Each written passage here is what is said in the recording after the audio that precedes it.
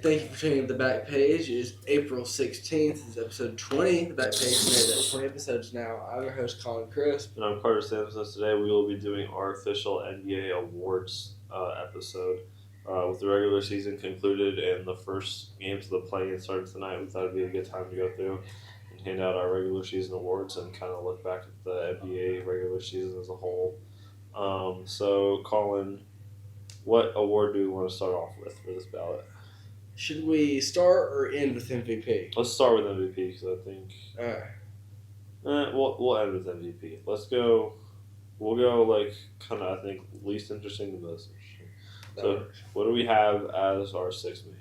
I think this is a runaway for Malik Monk, dude. Like, he's had an incredible season off the bench, and I'm not sure anyone really compares. I have Malik Monk as well. I think Naz Reid from Minnesota also has an argument. And you look at where the Timberwolves are now heading to the playoffs. I believe they're the 3 seed. But just the impact that he's been able to have off the bench, I think, is a worthy candidate as well. But I do think it goes to Malik Monk. And a lot of talk has been about, maybe Malik Monk leaving Sacramento and having his own team where he can have a starting role. But I like him in the 6-man role because I think we just have a lot more appreciation for how effective he can be when he comes in off the bench. And there's a lot of guys that I think and we saw it with Klay Thompson, we saw it with the Russell Westbrook that shouldn't be too prideful to go to the bench and have impact for their teams. And I think he's done a really good job in doing that. So yeah, I think pretty consensus overall. 6-man is Malik Monk. For most improved player, I personally had Jalen Brunson. I think Tyrese Maxey has an argument too. What did you have? I'm also going with Jalen Brunson. He was a good scorer last year, and he really turned that up this year. We saw him elevate essentially every element of his game because not only did he become more complete and be more of a center stone piece in a New York team that got way better, but on top of that, he managed to elevate what was already the best part of his game. That was the scoring. Yeah. So, he's gotten better in every facet. Now he's the star of the 2-seed Knicks. It's crazy looking back on the teams with, him and Luka and thinking that, they could have had those two paired together in their current form if they would have, held on to him. But, just, what he's been able to do in New York, I think it's just completely, it's not just him because it started with, Julius Randle and RJ Barrett. Yeah, it started with those guys a couple of years ago during, the COVID season. And, since then, guys like Josh Hart, Dante DiVincenzo, really just any player from Villanova, has, completely just skyrocketed the Knicks into, I think, a true contender this year. And Jalen Brunson's been in the forefront of that. And like you said, been able to elevate his scoring. That's where the dude's turned into, probably Michael Jordan once a month and drops 50 in a random game. And it's just been really impressive to watch, his development as a pro. I think this one, Rookie of the Year, is a pretty consensus pick. 3, 2, 1. Trace Jackson Davis. No. I think it's Victor Wembanyama. I know I talked in the beginning of the year about Chet Holmgren possibly getting this award because I could have seen a world where Vic struggled out the gate a little bit, and I knew the Thunder were going to be good, so I wondered if that would kind of propel Chet Holmgren into the discussion. But to be honest, I think I was just deceived a little bit by Wembanyama's Summer League debut where he struggled against Kai Jones and Brandon Miller.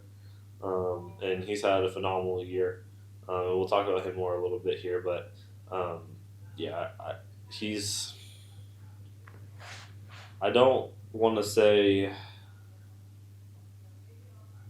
a favorite, but I think he could even be in MVP discussions next year. Oh, yeah, I agree with that. And I would make the argument that he had a better rookie season than LeBron did, which is crazy to think about. Yeah, I mean, I was negative 3 years old when LeBron was a rookie, so I don't really remember what that was like in real time, obviously. Mm-hmm. But I saw a comparison statistically of where he almost has LeBron beat in every category. Mm-hmm. Now, granted, the Spurs are terrible. So this is the most important lottery pick, in their last, other than Dick, in their last 20 years because they're not going to be in the lottery for a really long time. So they need to hit on this draft pick this year. Mm-hmm. To get him some help. But yeah, I mean, phenomenal rookie season. I feel like he just does something that you've never seen every single night. Like he just does something new that has you replaying the clip or the game you're watching like every single time he plays. Yeah. So I'm excited to watch him next year as well. He's got one of the crispiest logos for He his does. clothes I I've saw ever that. That was seen. sweet. Oh, it's so good. For defensive player of the year, I had Rudy Gobert. I think that's pretty I think a lot of people would agree with that. Yeah. I think Victor Wembanyama has an argument as well. And I think he led the league in blocks, maybe He by a long shot. by a long shot. Yeah. Yeah. But no, I mean, I think it should go to Rudy Gobert. That's his 16th defensive player of the year. It feels like, and this pairing with him and Cat in Minnesota defensively, it's taken time, but it's really coming to fruition. The second half of this year. I know a lot of people, including myself, are kind of out on them when they originally made this trade, just because I think it killed their spacing, and I didn't like the two bigs look just because of modern basketball. But they've been able to make it work, and something we're going to talk about more down the line. That's kind of been a catalyst in that. But yeah, I think Rudy Gobert is the rightful defensive player of the year, which brings us to MVP. Who do you have as your MVP this year? I have Luka Doncic, which as a Hawks fan is heart wrenching to say, but statistically he's an anomaly as he has less games played than the majority of the other runners in this race by 5 or 6, and he still is way above them in points and assists and all the different metrics. Besides maybe rebounds because Jokic is a candidate, but he's a center, so. And then he, triple doubles were up at 21. He's top 3 in that. Yeah, and if you take Luka off the Mavericks, I'm not sure they're a playoff team at all, let alone play-in included. Yeah. And so, and it also Dallas looked dead in the water like Christmas. They had a really bad start of the year, and then even then Luka was playing all right, and then dude just came alive and. The second half of this season from Luka's the most impressive stint we've seen out of a player this year, and I think Luka should get the nod. Yeah, I have Shai Gilgeous-Alexander as my personal MVP pick. I think it will go to Luka. I think Shai Gilgeous-Alexander deserves it as well, though. This is just a crazy stacked MVP year. There's 5 guys that have a legitimate argument, I think. Between Luka, Shea, Jokic, Giannis, and Tatum, I think a lot of guys could, win an MVP in any other year but this year. But yeah, I agree. I think Luka is the most valuable player to his team. I think Shai Gilgeous-Alexander, what he's been able to do in leading this Thunder team that was a 10 seed, not even. No, they were a 10 seed last year. And it kind of felt like they had all the draft capital in the world. We were kind of just waiting for these picks to come into fruition a little bit, and it took a little bit longer than some people expected. I think just because of the nature that they had their teardown, they didn't go straight from Russell Westbrook to tanking for the next 3 years. They had Russell Westbrook, they made the Chris Paul trade, they were still competitive in the bubble, they still had playoff aspirations, and then kind of went into that tank mode, and so. Finally being able to be back in contention this year for the first time really since Russ and KD. I think a large part of that has been Shai Gilgeous-Alexander. If I was starting an NBA team and I could pick anyone that isn't named Victor Wembanyama, I would take Shai Gilgeous-Alexander right now. And obviously he has other guys, which I think would hurt his argument. We'll see in a few days when this MVP award comes out. Because Jalen Williams has been phenomenal, Chet Holmgren has been phenomenal, but yeah, I think he had a really solid year. But I agree, I do think it'll go to Luka Doncic. You would take Shai to build your team around than Luka. Yes, I'm not sure I could get behind that. Besides Victor Wembanyama, I think Luka's the second best build your player around. I think Luka might be first. Victor is obviously going to be really fantastic, but Shai doesn't have as complete a game as Luka does. Luka's such a good passer. And he can score just as much as Shai can, if not better, just for the rest of his game. The rebounding, the assist making, the offensive aspects of Luka's game is so much more complete. And he's also a better 3-point shooter. I would take Shea just because I think he's like I don't know. I think he's really consistent, and um, I don't know. There's really no pick like bad pick between the two. Yeah. I just think Shea like he can play with so many people so well. I mean, we're gonna see that soon. Like eventually, this Thunder team is gonna have to pay some people and let some people go, and we're gonna see what that looks like when this roster changes a little bit. But I just think of Luca like think of the Jalen Brunson pairing where Brunson wasn't really like the player that we see now. I think of the pairing with Chris House Porzingis, which obviously there was some injury there, but like Porzingis didn't look like anything that we see now. Um, different guys that like Kyrie's been phenomenal, but different guys that have played with Luca that like Luca needs a lot of the ball.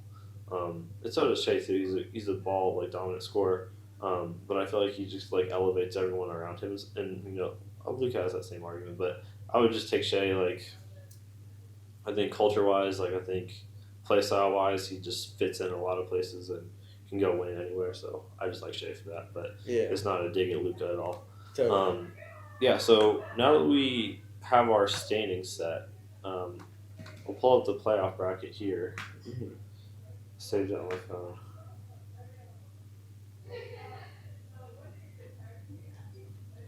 So in the West, we'll start with the East because I think the West is more discussion. So we'll start with the East. Mhm. We got Celtics, and then this is where the playing comes in. So bear with me here on this explanation. The loser of the Sixers Heat game will play the winner of the Bulls Hawks game. The winner of that game will play the Celtics. Got The you. Knicks will play the winner of the Sixers Heat game. Cavs play the Magic. Bucks plays the Sixers. What first round matchup, are you most intrigued by? In the East specifically, I'm gonna have to go Pacers Bucks. That's cinema. Like, Yeah, I mean, we saw like earlier, especially with the in-season tournament, before injury for Indiana, kind of some of the struggles they went through mid-season. Like the Pacers have had the Bucks number this year, and I'm interested to see kind of if that continues into the playoffs. I think kind of like I don't want to say like the Knicks last year, but like I think the Knicks surprised some people last year. I think the Bucks can do that this year. And I think the Pacers are like really the only team. Like if the Bucks get past the first round, I think people are gonna be like, oh yeah, this is the Bucks. So I think the Bucks can surprise a lot of people. But this one is really a toss up. Like I think Giannis is supposed to be out for game one. I just saw that. So they're preparing to play without him. So like when you look at that, you look at the regular season matchup, you look at Dame not really being himself this year, it feels like, and the Pacers being one of the best offensive of all time, just like the way they can get up and down the court and find, the open man. Like this, I think could go 7. they remind me, the Pacers, of like watching film of that like 5 seconds on Suns. Yeah, I Or can like see that. their defense isn't the best thing ever in the world, but like Halliburton to Nash is a sound comparison. And Halliburton, dude, like he's had such a fantastic year at point. Like, he top 3 point guard in the league right now, like just based off this year. Yeah. And watching him conduct that offense against a Giannis-less Bucks, and even when Giannis comes back, like, and then the flip side of that, watching Giannis do his thing, and along with the like Holidays and the not Holiday, it's Celtics now. Lillard running the offense on the other end, like that's going to be such a fun offense versus offense stylistic matchup. Yeah. I think the Cavs Magic one is interesting too. Mm-hmm. We saw the Cavs just like completely flame out in the first round last year, so I'm hoping that doesn't happen again because I want it to be a competitive series both ways because the Cavs just looked like out toughed, out battled by the Knicks last year, so that's not really a fun series. But no, like this Magic team, I was kind of looking at them and like a week ago, if a couple more things broke their way, like they could have been in the 3 spot, which was kind of like jarring to see because they were holding it for a minute. And I feel like I looked up and the Magic were in the 3 seed, which is crazy. Just like the vibes around this team, I think are really fun. I think everyone who has social media now has heard their like Orlando Magic song whenever the team wins, and they have a lot of young stars that I really enjoyed watching in college, and so it's a like fun collection of guys to watch. Mm-hmm. So I'm kind of interested by that one too. The only ones that I don't like my dream scenario is that the Heat beat well either way really the Sixers or Heat will play either the Knicks or Celtics, and so Celtics Sixers, that's a historic matchup. Celtics Heat, that's a Eastern Conference Final rematch from last year. Knicks Sixers, that's a historic matchup. Knicks Heat, that's a rivalry. One of the either way, we're getting one of the four of those, and I kind of hope it's Celtics Sixers Knicks Heat. I think would how I would prefer for it to shake out. Um, but I'm really looking forward to see how this East breaks. The West, as much as I think the East will be fun, the West, I literally have no idea who's going to win any series. I have no inclination of I think this team can make a run. I literally look at this and I can see 10 teams that can end up in the Western Conference Finals. I don't know about the Kings, but no, okay, fine, Kings. Everyone else I could see, Warriors I could see, Lakers I could see, Pelicans I could see, Nuggets I could see, Suns I could see, T-Wolves I could see, Mavericks I could see, Clippers I could see, Thunder I could see. yeah. So fine, we'll go with 9. This is the most. I mean, there's a lot. There's been the Western Conference has always been really tough. There's always been a lot of parity. It's always been really tight. But this year especially, the standings weren't quite as up and down. Teams flying up and down in the same day as they were last year. But I feel like they're really really tight. I think Clippers Mavericks, we've seen that matchup multiple times in the last 5 years. This is their third matchup in the last 5 years. So that'll be fun to see. And then Timberwolves Suns, as much as I like the Timberwolves, I look at the other side and I'm like, do I think Kevin Durant's going to be an easy first round exit? Probably not. Yeah. So I'm kind of interested to see how this shakes out. Devin Booker, yeah, I mean we talked about MVP. He has an MVP candidacy if he wants it too. There's a lot of guys I think that have been massive for their teams this year. Yeah, and then look at the Nuggets. I feel like they've gone under the radar as defending champs, which is kind of crazy because they have an MVP candidate and they're defending champs, but no one's talking about them to the level that they should be yet. But there's so many new good teams. Exactly, and the Knicks are absurdly good for the first time in a while. The Magic, the Thunder, Timberwolves. There's a whole lot of new good. Mavericks finally clicked. There's a whole lot of new title contenders. So the one that's been on top for so long, everybody kind of forgot about. But they're still. They're still my favorite to win it all. And even in the play, the Pelicans, they're not the most exciting team. But you look at them, they have veteran leadership in C.J. McCollum. They have obviously Zion Williamson, who granted we know about Zion's struggles staying on the court. This year, he's actually been relatively healthy and looked kind of more resembled what we were promised of Zion coming out of college. So I thought Zion's had a great year. He's had a fantastic year. Him being the primary ball handler for New Orleans might be the best thing that ever happened to his career. Mm-hmm. So they're really exciting. Then the Lakers, that's LeBron, dude. Yeah, and then the thing is, am I mistaken? Weren't they in the play-in last year?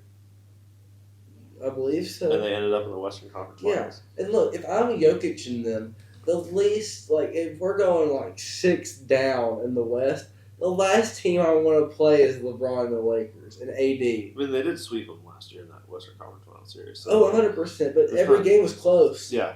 So, and then, I know, I'm going to get called delusional just because I'm a Warriors fan. I really think I'd rather play the Thunder than the Nuggets if I'm the Warriors. So, being in the bottom playing spot might actually be a benefit. So, if we beat the Kings tonight, which I think we can, and then we beat the loser of the Pelicans-Lakers game, which I think will be the Lakers, I think we can beat them too. Steph Curry in a 7-game series against a team that's never been in the playoffs before, I'll take it. Klay Thompson's looked a lot better the second half of the year. He's come back up into a starting role instead of being off the bench. Draymond Green is not suspended right now. And then Trace Jackson Davis, Brandon Podziemski have been huge for us. Like, I think it's here's what ticks me off is that I'm convincing myself that this is going to be a playoff run where we're literally in the 10th seed because like it shouldn't have worked out like this. So like I'm really hoping that this core can like pull together another conference finals appearance, you know, by some miracle finals appearance or something. Because if not, like I know there's a strong likelihood that this team looks vastly different next year, and I don't want to see that. Like sentimentally, I don't because I don't want to see Clay, Steph, and Draymond get broken up. But I know realistically, that's probably what needs to happen for the team. Yeah, you're in my situation with the Hawks. You don't want to pull that because the Hawks would blow it all up, right? Well, and you don't want that. I've heard three things. I've heard that the Warriors are either gonna try to target like a primary, like top end wing talent, so like Paul George, LeBron James, or Kevin Durant this offseason. They're either gonna do that, go full rebuild, and try to keep Steph Curry in that rebuild, or straddle the two and trade Draymond and probably Chris Paul, not re-sign Clay, and still try to trade for young talent. Like option 3 is horrible. I don't. Yeah, I think with this, I think Klay Thompson's still a really good NBA player. As long as his contract reflects what he actually brings to the team now, I think he should definitely be brought back. Mm-hmm. And Draymond Green just needs to stay on the court. Like it's like every time I watch, I'm just like nervous that this is going to be the game where he just like picks up that technical, and then it just spirals into one thing or another, and then he's suspended, and like it's a fearful watch with Draymond sometimes. But he's instrumental to this team. Like offensively, defensively, you can't say he still doesn't contribute to winning at a really high level. So when you think of ref beefs outside of Draymond Green, who's the first person that comes to mind? Chris Paul. Oh, I was going more back in time with my mind. I was thinking Rasheed.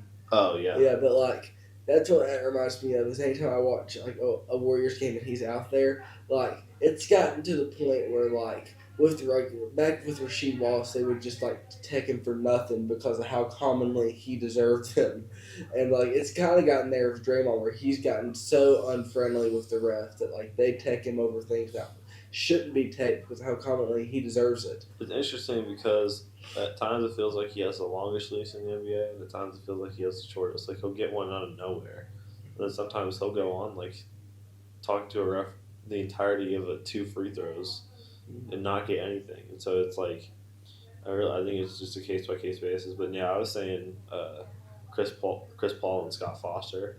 Like, I'm pretty sure he's 0-30, and Scott Foster officiated playoff games. That's insane. Something crazy like that. Unless he might have picked up a win last year. I'll have to check that stat. But I know like heading into the playoffs last year, he was like 0-27, and Scott Foster officiated. That's actually wild. But yeah, so that was what I was thinking of ref beef. But yeah, so who do you have? Give me like your final 4. Like who do you have coming out of the West and out of the East? Let's see. My 2 easy picks are like Nuggets, Celtics. Just like the Celtics talent's got to click at some point, and then the Nuggets. Like I said, they're going to be my title favorite again. I think we're watching the start of a little mini dynasty if Jokic and them. And then I said the word. And then let's see. I want to go Nuggets, Clippers in the West. I love this Clippers team, dude. Like I really love this Clippers team. If they were in the East, I would have them in the finals, but they're not. So we're gonna have Nuggets beating the Clippers in the West. In the East, I'm gonna have the Pacers make it to the Eastern Conference Finals, but they fall to the Celtics, and then Nuggets beat Celtics in the finals. All right, I'm just gonna walk through the entire match. So I have the Warriors beating the Kings. I have the Pelicans beating the Lakers. So the Pelicans are in at the 7th spot. I have the Warriors beating the Lakers, putting them in at the 8th spot. I do think for this prediction, I'll be logical and not use my heart. I'll say the Thunder beat the Warriors. I'll say the Clippers lose to the Mavericks. I'll say the Timberwolves beat the Suns. And I'll say the Nuggets beat the Pelicans. So then we have Thunder, Mavericks, Timberwolves, Nuggets. I'll take the Mavericks over the Thunder. I'll take the Nuggets over the Timberwolves. And I'll take the Nuggets over the Mavericks. So I have the Mavericks. No, I mean the Nuggets in the final. Mm. East. I have the Bulls. The Bulls Hawks game. I'll take Atlanta in that one. In the Sixers Heat game, I'll take the Sixers in that one. And then I'll take the Heat against the Hawks. So Celtics Heat, Cavs Magic, Bucks Pacers, Knicks Sixers. Celtics beat the Heat, Cavs beat the Magic, Pacers beat the Bucks, Knicks beat the Heat. No, Sixers. Knicks beat the Sixers. Then I have the Celtics beating the Cavs, the Knicks beating the Pacers, and then the Knicks beating the Celtics. So the finals would be Knicks Nuggets, and I think the Nuggets win it in 6, and Jokic repeats as Finals MVP. I think that's valid. That's a good pick. And I think the Celtics are really, really good. I think the Knicks are the only team that can beat them. Really? And I know that the Bucks have had their battles with them this regular season. I think when it comes to playoff time, the Celtics match up with the Bucks really well. But I just look at this Knicks team, and they have they're young, but they're not stupid young. They're not inexperienced young. They're young with experience, which is always a dangerous pairing. And they have guys that just find ways to win. Dante DiVincenzo, that dude never comes off the court. That dude literally has played games where he's played 48 minutes multiple times this year. Mm-hmm. They're a little banged up, obviously. Mitchell Robinson. So I see. Is he coming back or is he? I saw he was healthy but on the bench now. Is he expected to be into the I starting have role? no idea. Okay, well, he was healthy-ish. Came back. Is still on the bench. Isaiah Hartenstein starting for him. I'm not going to be like Stephen A. and say that I like what Quentin Grimes is doing because Quentin Grimes was traded to the Pistons about a month and a half ago, so I'm not going to make that mistake. I don't know if you saw that clip. Mm-hmm. But I think just with Brunson, DiVincenzo, Josh Hart, Hartenstein, as good as I think the Celtics are, I think they can be their kryptonite a little bit. And it goes 6 or 7. It'd be a really tough series, but I do think the Knicks could come out. Yeah. And it'd be the Carmelo Anthony Cup in the finals with the Knicks Nuggets, and the Nuggets come out on top. I have in the NFL. I have the thing with the 49ers where they have so much talent every year and they can never do anything with it. I'm not going to pick you till you show me. I have that with the Celtics, where the Celtics have so much talent every year and they somehow find a way to blow it. That's part of I know the Celtics team, when you really look at it, is one of the best regular season teams of all time. Period. Yes. What's their record right now? Absurd. It's hot. 64-18. Mm-hmm. So they obviously will never, in 5 years, will forget about this team unless they win a championship, because it will never be in discussion with the 79-3 Warriors, 72-10 Bulls, or anything like that. But when you look at their efficiency, when you look at their stats, when you look at really what they've been able to do this year, they are one of the best regular season teams of all time. Now, here's my Jason Tatum complex. The dude has been successful instantly coming out of college at Duke. Mm-hmm. Goes into the Celtics by some masterful trade work, gets on the Celtics, and I think he's been to 5 conference finals. Let me check to make sure. It's one to a few. Jason. Also, after Tatum. the Celtics' insane season, since the Hawks won the regular season series with them, it's pretty evident the Hawks had the best season ever. He's been to 5 conference finals. The man's 26. He's 26 and been in the 5 conference finals. And so I was talking to Alec about this morning. He is technically, if you think about it, success wise, probably statistically not as much as Luka, but in terms of the winning, he's probably the best player in this generation. If on paper he has the best path to surpassing Michael Jordan of anyone in this crop of players, and I don't think he will at all. I'm just saying in terms of the playoff runs that he's been able to have. Already was in the finals before. Very young still. He's only 26. I don't think he's nearly as good a player as Luka Doncic, and I don't think he's as good a player as Nikola Jokic either. But like his age and the teams that he's been on, like his resume will be really, really impressive. But I don't look at him and I don't like. I look at him and I don't see a Finals MVP. Like, I don't know why, and it might just be the Warriors series where like Jaylen Brown was like kind of had a massive series against the Warriors, but like I just don't look at him and I don't like when I look at him I just don't see him leading the Celtics to winning championships this year. Well, he's rarely ever the best player on the court in a playoff series.